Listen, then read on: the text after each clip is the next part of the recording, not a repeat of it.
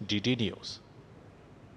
तो विधानसभा चुनाव से पहले वोटर लिस्ट का पुनरीक्षण और उस पर लगातार सियासत जारी है और आज का ये पूरा घटनाक्रम सियासी तौर पे लगातार उफान बनाए हुए है। क्या है इसका अपडेट, इस विषय पे बात करेंगे। इस वक्त हमारे सहयोगी संवाददाता मधुरेश पटना से हमारे साथ जुड़ रहे हैं, तो साथ ही साथ वरिष्ठ पत्रकार अवधेश कुमार जी भी हमारे साथ जुड़ रहे हैं। शुरुआत मधुरेश जी आपसे करते हैं। मधुरेश, इस समय इस पूरे घटनाक्रम के बाद में अभी का अपडेट क्या है? क्या आरजेडी ने ये मान लिया है कि तेजस्वी से गलती हुई, उस वक्त उनको इस प्रकार से प्रेस कॉन्फ्रेंस करके गलत फहमी फैलाने की कोशिश से बचना चाहिए था?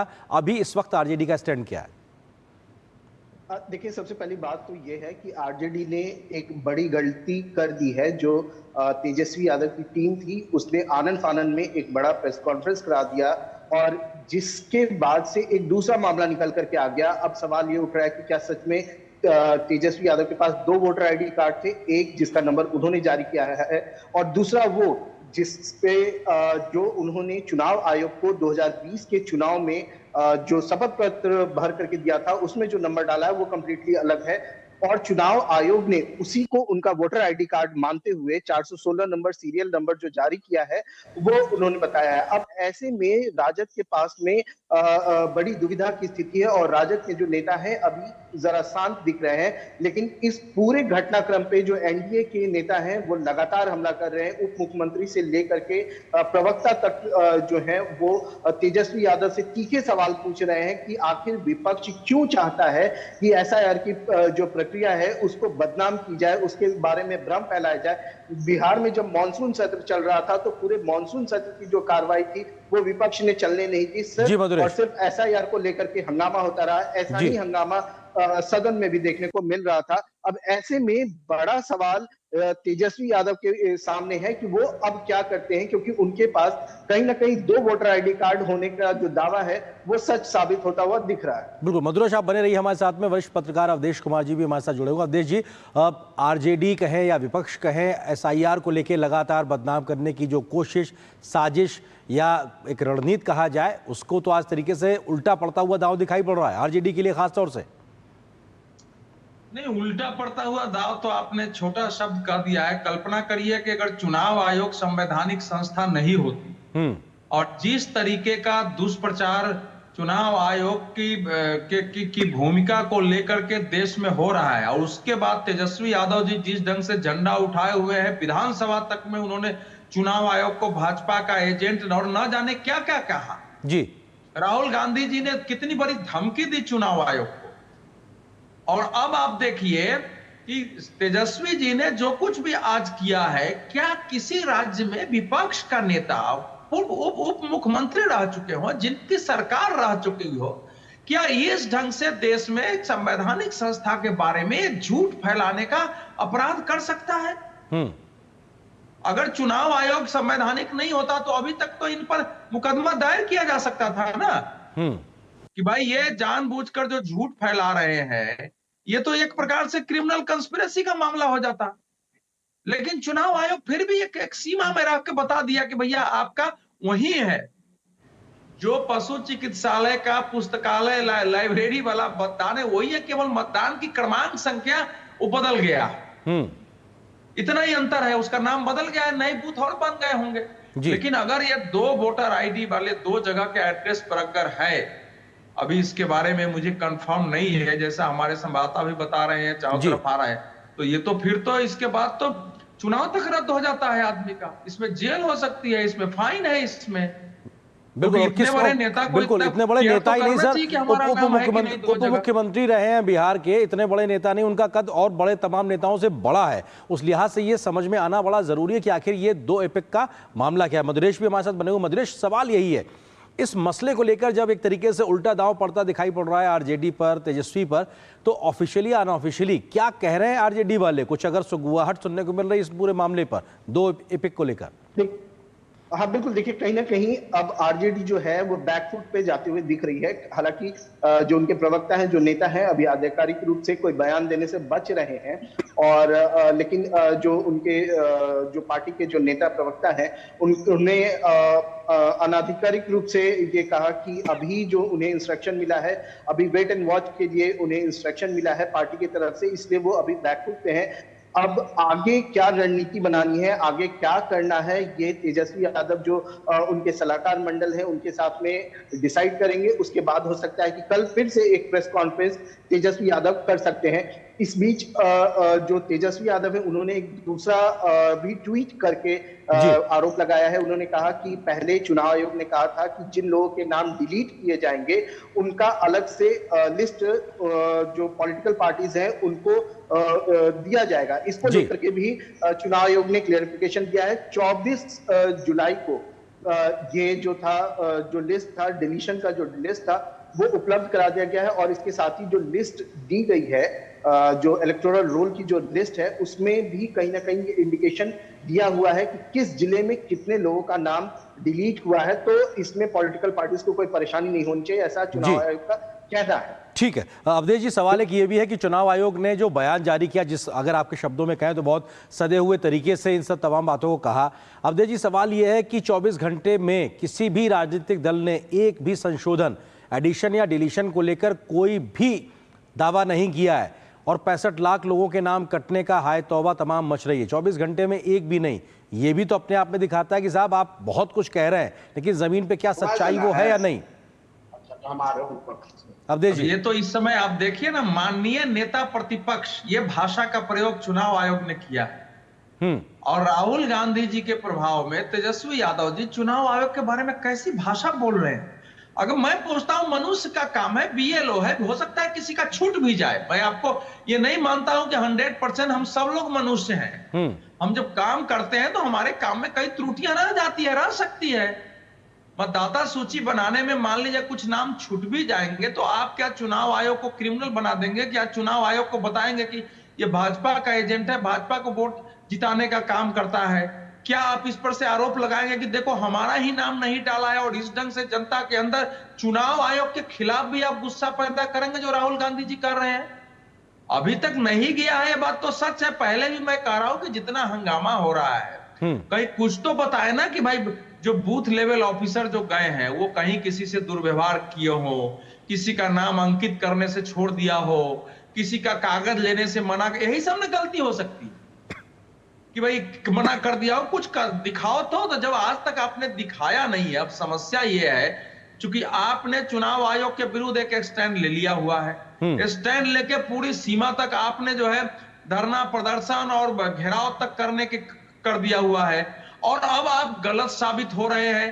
तो अपने बचाव में इन लोगों के पास क्या है? क्या तेजस्वी यादव जी का फर्ज नहीं बनता है कि अभी तक जो कुछ मैंने किया है वो मेरे से भूल थी? जैसे मैं एक राजनीतिक दल का नेता हूं उसी तरह से वो संवैधानिक संस्था है, उन्होंने मेरा सम्मान किया है, मैं उनका सम्मान करता हूं। एक तो जेंटलमैन मतलब बिहेव इसी को कहेंगे ना जी। ये तो बयान आना चाहिए था अभी तक उनकी ओर से। अगर ये बयान अभी तक नहीं आया बिल्कुल तो ये बहुत ही अत्यंत खतरनाक है, अत्यंत गंभीर विषय है। बिल्कुल राजनीतिक स्वच्छता भी जी, राजनीतिक स्वच्छता भी ये कहती है कि आपको आगे बढ़ के अगर कोई गलती हुई तो आपको कह देना चाहिए। मधुरेश, सवाल ये है कि राजनीतिक से इतर भी इतनी बड़ी एक पूरी प्रक्रिया चल रही है, करोड़ों वोटर हैं बिहार में, क्या कोई आम लोगों के माध्यम से या किसी गांव देहात के शहर के व्यक्ति के माध्यम से, क्या इन जनरल आपकी जानकारी में पत्रकारों तक, मीडिया तक ये बात आई कि क्या कहीं पे बड़ी संख्या में किसी का नाम छूटा है, कुछ लोग परेशान है कि साहब हमारा शामिल नहीं है नाम, इस प्रकार की कोई जानकारियां अभी तक?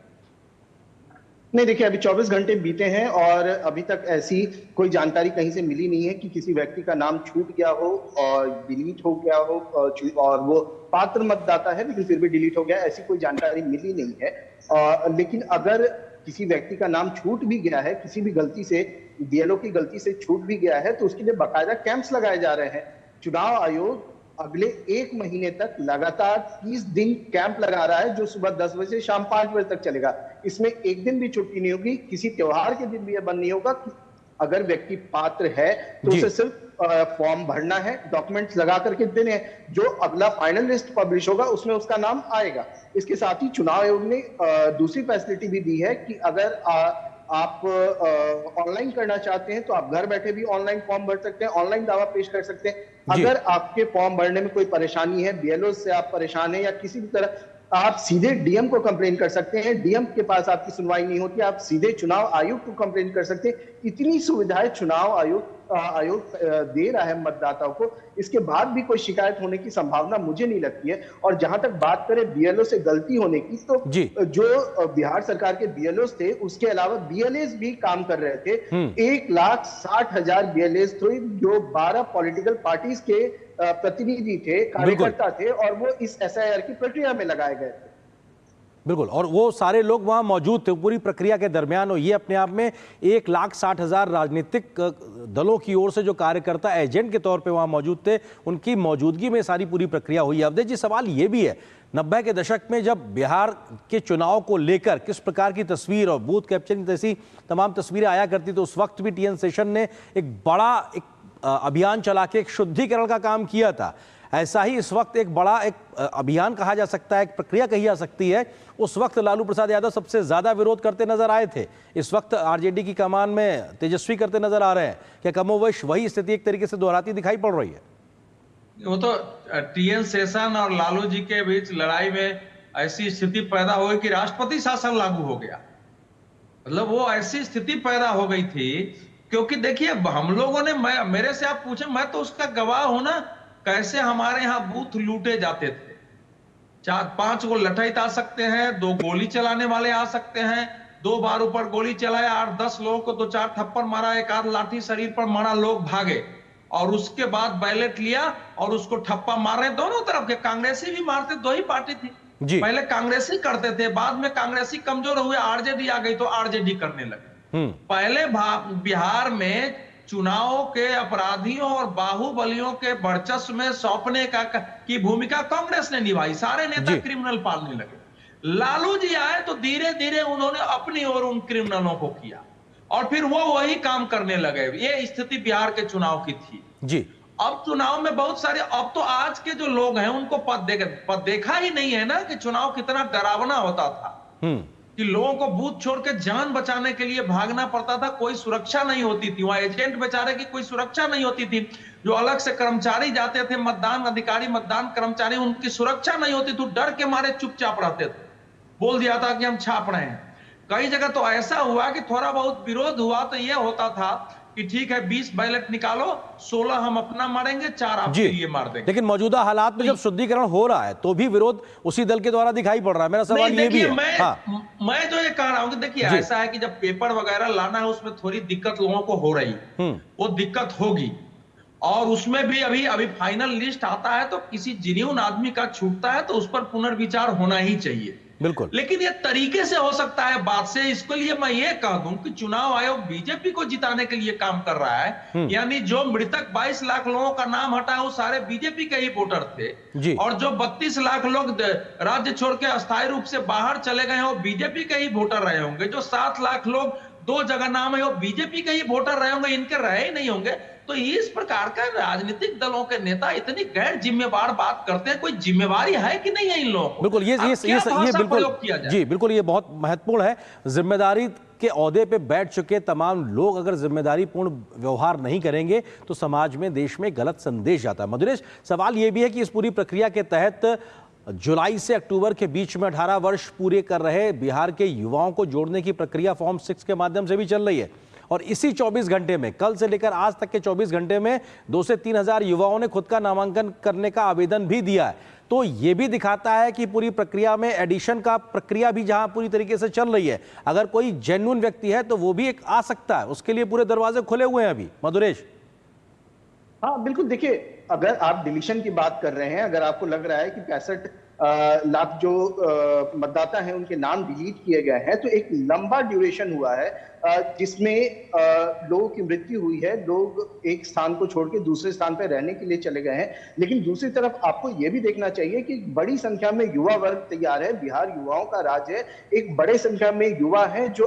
उत्साहित हैं मतदाता सूची में अपना नाम दर्ज कराने के लिए। सिर्फ 24 घंटे में 2 से 3 हजार फॉर्म्स का आना, ये अपने आप में दिखाता है कि जो युवा है वो कितना महत्व समझ रहे हैं चुनाव का, और वो इस जो लोकतंत्र की सेक्रेट प्रक्रिया है उसका हिस्सा बनना चाहते हैं। लेकिन जो विपक्ष है उसका ध्यान युवाओं की तरफ जा ही नहीं रहा है, वो कंप्लीट डे वन से एसआईआर को लेकर के सिर्फ और सिर्फ राजनीतिक कर रहे हैं और भ्रम की जो स्थिति है वो फैलाने का काम कर रहे हैं। लेकिन चुनाव आयोग जो है वो लगातार इनके द्वारा फैलाए जा रहे भ्रम, इनके द्वारा फैलाए जा रहे झूठ का जो खंडन है वो करता जा रहा है। फैक्ट चेक्स भी लगातार ट्विटर के माध्यम से, सोशल मीडिया के माध्यम से वो किए जा रहे हैं। बिल्कुल, बहुत बहुत शुक्रिया मधुरेश आपका हमारे साथ जुड़ने के लिए। अवधेश जी आपका भी बहुत बहुत शुक्रिया इस विषय पर विस्तार से। थैंक यू सर हमारे साथ जुड़ने के लिए। और यहाँ पर एक छोटे से ब्रेक के लिए रुकते हैं।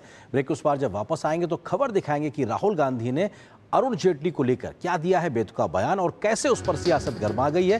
पूरी खबर पर विस्तार से नजर छोटे से ब्रेक के बाद।